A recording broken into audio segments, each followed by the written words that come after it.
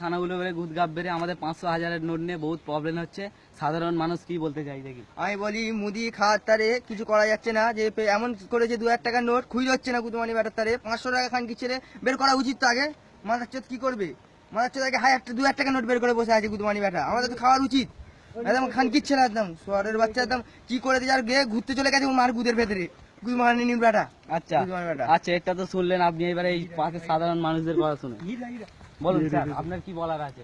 মুদিতে একটা খানকির ছেলে, কিন্তু ও গুদমানি ব্যাটা যে কাজটা করেছে পুরো বাজে কাজ করেছে। খানকির ছেলে একদম পুরো বাজে কাজ করেছে খানকির ছেলে।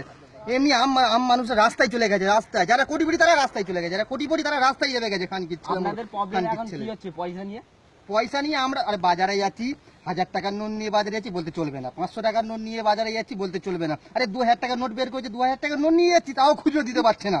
আমরা সমস্যার মধ্যে পড়ে গেছি, আমরা সমস্যার মধ্যে পড়ে গেছি। আমরা খেতে পাচ্ছি না, আমরা রাস্তায় পড়ে গেছি।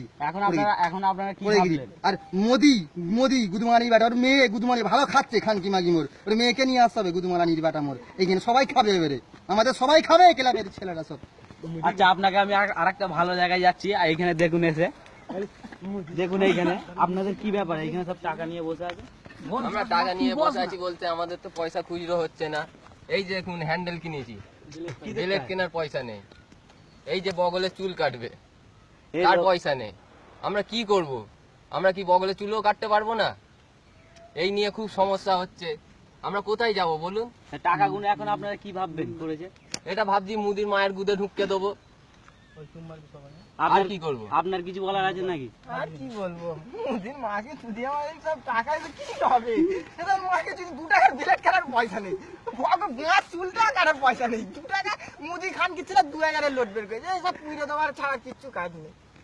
এই যে সাধারণ মানুষরা প্রবলেমে পড়েছে, দেখুন গাছতলায় সব বসে আছে। কেন বলুন, আপনাদের কিছু বলার আছে বলুন। এইসব পয়সাগুলো মুদির গায়ে ঢোকাও, মুদির মেয়ের গুদে ঢোকাও। ঠিক আছে, আজকে সমাজ তো এই পর্যন্ত।